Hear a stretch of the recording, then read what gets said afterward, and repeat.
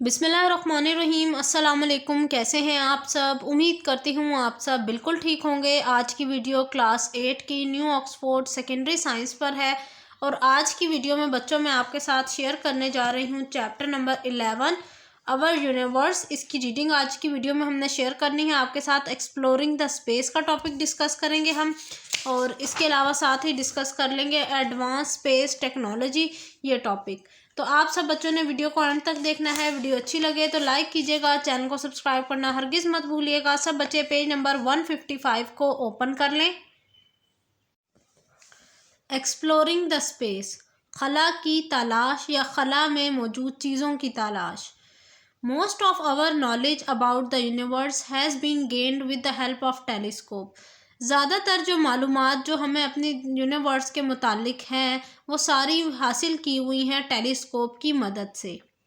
इन 1906 के अंदर the great Italian scientist Galileo became one of the first people to view the moon, stars and planets with the aid of newly invented telescope। 1609 के अंदर एक Italian साइंसदान जिसका नाम Galileo था, वो पहला शख्स था जिसने मालूमात इकट्ठी की और जिसने देखा चांद को, सितारों को और सयारों को किसकी मदद से, जो टेलीस्कोप उस टाइम पर इन्वेंट हुआ था, इजाद हुआ था, उसकी मदद से। Galileo telescope was a long tube with a convex lens at the front, what we call now the optical lens। कह रहे हैं गिलीलियो की ने जो टेलीस्कोप बनाया था चांद, सितारे और सियारों को देखने के लिए, वो बिल्कुल ऐसा था जैसे एक लंबी सी ट्यूब थी। ये देखिए, अब लंबी सी एक ट्यूब है और इसके आगे जो है एक कन्वेक्स लेंस लगाया गया था और बाद में उस कन्वेक्स लेंस को ऑप्टिकल लेंस का नाम दे दिया गया। And a concave eyepiece lens mounted in the smaller tube.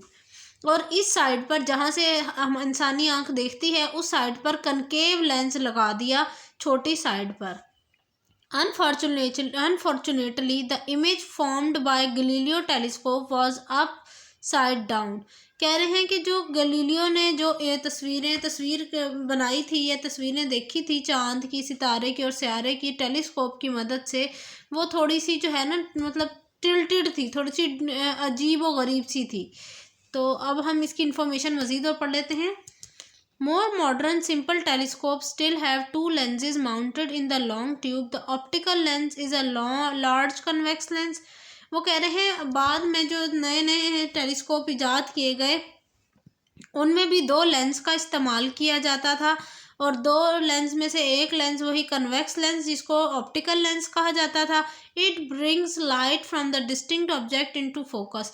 इस लेंस का, कन्वेक्स लेंस का काम क्या होता था कि ये दूर से पड़ने वाली जो रोशनी किसी भी ऑब्जेक्ट पर पड़ती थी और पड़ने के बाद क्या होता था, उस चीज़ पर हम फोकस करके देख सकते थे। A small real image is formed. The second lens, the eyepiece, is also called convex lens.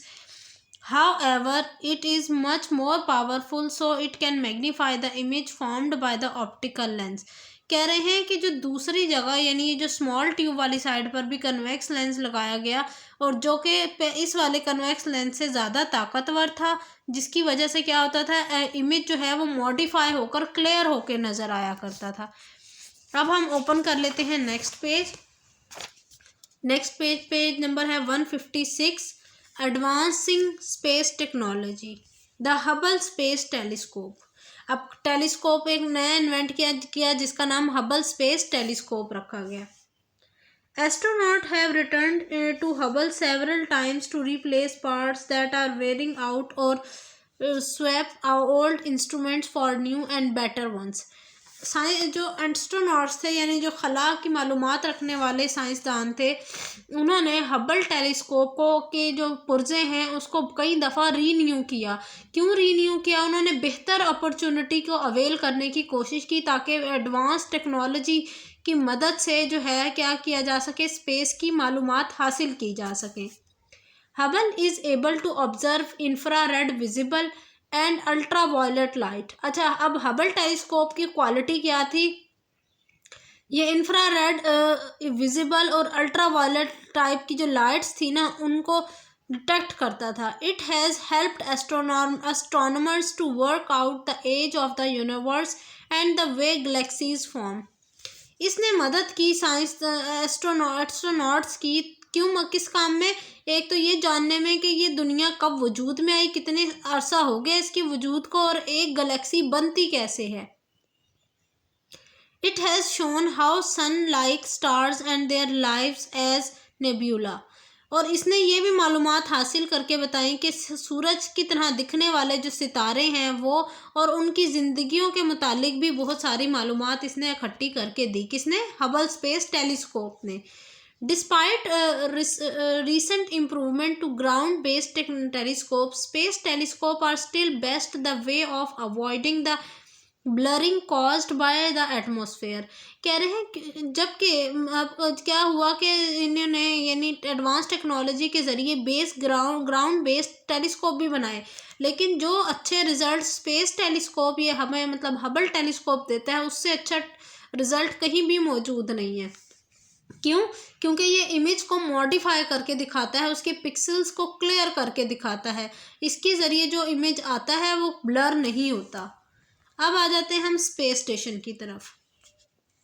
A new development in space exploration was the creation of space station. कह रहे हैं कि जो ये स्पेस खला के मुतालिक मालूमात इकट्ठे करने के लिए भी एक इदारा कायम किया गया जिसे स्पेस स्टेशन कहा गया।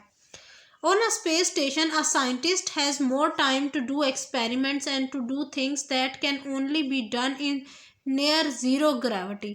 कह रहे हैं इस स्पेस स्टेशन का फ़ायदा क्या था कि साइंसदान ज़्यादा से ज़्यादा वक्त दे सकते थे तजुर्बों को, और इसके अलावा वो तमाम चीज़ें जो ऐसी जगह पर हों जहाँ पर ग्रेविटी ना हो, वो जगह स्पेस स्टेशन कहलाई गई। यानी स्पेस स्टेशन को ऐसे बनाया गया कि वहाँ पर ग्रेविटी की जो क्वांटिटी है वो बहुत ज़ीरो थी, मतलब ना होने के बराबर थी, क्योंकि कुछ एक्सपेरिमेंट्स ऐसे थे जो कि ज़ीरो ग्रेविटी की जगह पर होते थे। Early space station programmes include Soviet launched by the Soviet Union starting in 1971 and the Skylab launched by the United States in 1973।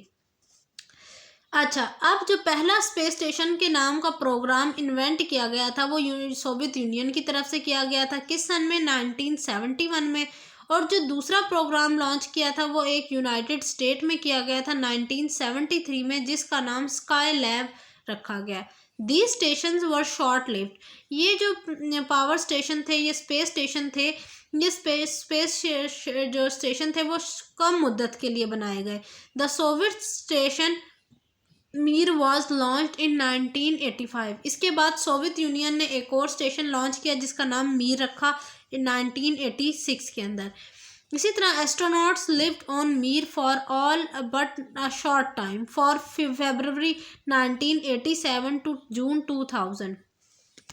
अब जो एस्ट्रोनॉट्स थे वो मीर के स्पेस स्टेशन पर रहे कि बहुत थोड़े मुद्दत के लिए, यानी फरवरी 1987 से लेकर जून 2000 तक। Mir was finally taken out of the orbit and broken up in the earth atmosphere in March 2001। अब मीर जो था वो अर्थ की जो ऑर्बिट में मतलब स्टेशन अर्थ के ऑर्बिट में जो ठहरा हुआ था वो कब ख़त्म हुआ? वो ख़त्म हुआ मार्च 2001 के अंदर। In 1990 the United States and 15 other countries agreed to build and operate large space station together। 1990 के अंदर ये सोचा गया कि यूनाइटेड स्टेट और बहुत सारे और ममालिक ने मिलकर एक एग्रीमेंट तय किया उनके दरमियान कि वो सब मिलकर एक बहुत बड़ा स्पेस स्टेशन बनाएंगे। The new project was called international space station ISS, और उस प्रोजेक्ट का नाम या उस मुआहदे का नाम इन्होंने ISS रखा। Construction of the international space station begin in 1998।